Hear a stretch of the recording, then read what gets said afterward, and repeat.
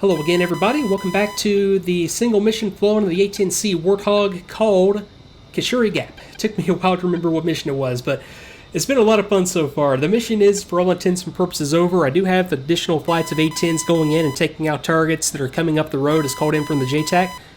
For example, Zeus 23, Shilka, and an SA-9 coming up, and I would hope that's one of the first targets, or the first target those other A-10s are going to prioritize and take out. Keeping an eye on them, you'll be able to see it all on Tacview as I egress the area. But, okay, I've got things starting to get set up to make my way out of here. Let me go back to standby on my countermeasures. I'm out of the enemy area. I've got my flight rejoining. I'm on steer point 7. And let me go ahead and get things set up for a return to base. Okay, so I've got other flights out here at 16,000 feet. I'm at 18, 19,000. That's a good altitude to hold. Okay, so I'm deconflicted from all other flights in the area that I can see. Okay, steer point 7 takes me to a setup for an approach, and steer point 8 is the field itself. Okay, good deal. Let's see. What do I want to do? Okay, standby. Let me go to the checklist and get the descent before landing checklist run through.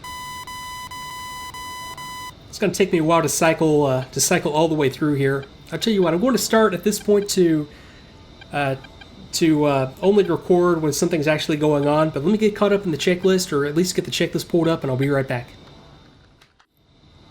Okay, so I am back with descent before landing. Altimeter check, and I'll get a call in from the airfield to get that set up. 2992 is going to be correct, or at least close enough for my purposes. And I just swung by steer point 6 or 7, did I not? No, I've got 13 miles to go off to my left.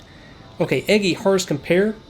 What I take this to mean, it could mean one of two things. I might be intended to put it into the Hars mode and compare the heading information and the attitude information that I get against what I have with the Eggy mode, or it might just mean to simply come down here to the CDU, go to System, actually go to Other, System, Hars, and then just verify that the numbers here match the numbers that I'm seeing. This seems like a lot less traumatic way to do it, because I need to now re-engage my EAC and clean the cockpit up after doing that, after disengaging the Eggy. But I think, yeah, now that I think about it, it's one of the two. I'm leaning towards this, just going to the Hars system page and comparing the data that I get here for heading and attitude against what I have the Eggy showing me. So, yeah, I don't know. Either way works. It's something that I usually just blow off, but okay, canopy defog as required, windshield defog, ice switch as required, speed brakes as required, anti-skid switch to anti-skid, into slide switch as required, landing lights as required, fuel quantity check, got it, 3,900, plenty of fuel, HUD indicated airspeed, NVGs, removing stow, gear handle down eventually, and then I'm down to the after touchdown. So, okay, I'm set up as far as checklist procedures go, and then I'll go to the after touchdown and after clearing runway once I'm down on the ground. So what I really need now are some frequencies for ILS and also for the tower. Actually, just for the tower.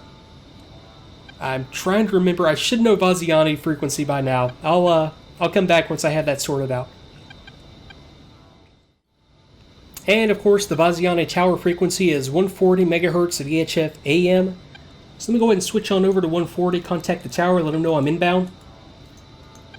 And then we'll fly a quick approach here. Okay, so got it. Let's go VHF AM, A-10C, Vaziani, inbound. I'll also go to the path hold autopilot.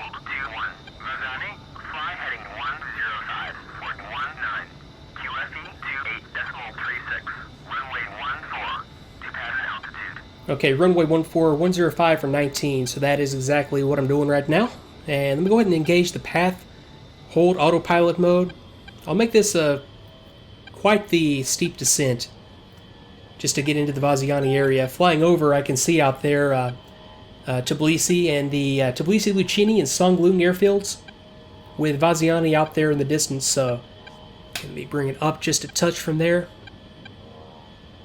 Okay, that'll set me up perfectly for the visual to runway 0, what did it call, 05? Or whatever 1-3. That's the one that it must have called out. So that'll just set me up for the straight in. Slight right-hand turn, I'll just take it straight in, not do anything fancy with this. Like I ever do anything fancy in DCS.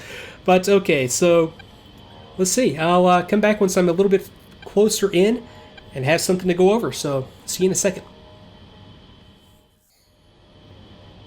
And I guess just one other little thing to go over, something I'm just sort of playing with. I'm no expert on navigation. I try to keep just to systems and keep to just weapon systems and leave all the real pilot stuff out because I'm not a pilot. I just kind of wing it when it comes to that. But I do know the systems well enough to make a good show of it, I suppose. But what I'm going to do now is use the TACAN to tell me when I'm lined up in the runway. So I'm just coming in here. I can see the runway out there, but if I couldn't see it, what I could do is, since I tuned it to the TACAN station earlier, I know that the runway heading is 129, or at least the approach heading, according to this chart, is 129 for Baziani. So I'm just going to set this up with a course to 129, and then wait for the CDI, course deviation indicator, to line up. At that point, I turn to course 129, and then I'm lined up with the runway. So it does pay to, have that as a backup system. If I had, for example, lost my EGI, lost my GPS INS, and I was flying strictly off of the HARS or some kind of a backup mode, then having that TACAN there would allow me to at least be able to get back to base, especially if it's an overcast, if I can't see where I'm at. So right now, I'm just setting up over Tbilisi right now. And yeah, I'll go ahead and record it from here on out. I've got my targeting pod looking out there at the airfield. Is kind of a neat thing to be able to do, among other neat things to be able to do in the Warthog. So I'm going to go ahead and pull my throttle back to idle. Let me go ahead and, while I'm thinking about it, go UHF F11. Let's go flight navigation RTB F2. RTB.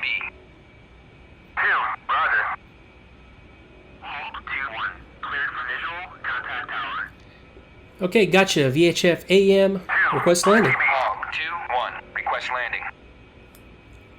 Okay, go speed brakes out. 4, roger. Okay, 220. Okay, autopilot off. 3, roger. You can see my CDI coming on over, 129. And go ahead and turn to final.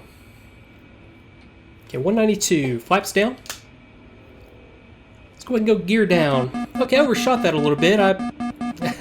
Like I said, I don't do the pilot stuff that well. I'm coming in way too steep, I know, and I'm going to do something distinctively non-piloty here and just dive until I'm on the right glide path.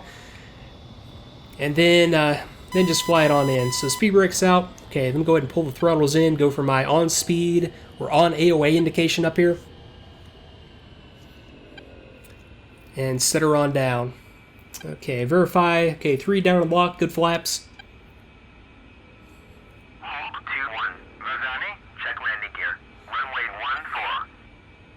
Okay, gear down. Okay, altitude, 139. Altitude.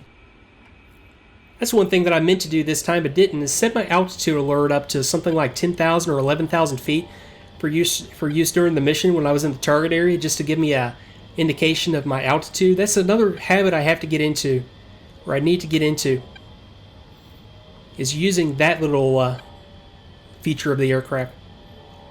Okay, let me back off a little bit on the throttle. Okay, 128, still a little fast. Okay, looking good now. Okay, coming in on center line. Okay, throttle in, let me flare, try to set her down gently. Okay, gently enough. Okay, I'm bringing the nose on down. 99, 96, 95. I'm going to re-enable the nose wheel steering as I'm on the rollout. I'm not on the brakes or anything right now, so I'll wait a little bit just so that I don't... I'll wait till it's down to about 60. I really don't need it at this point.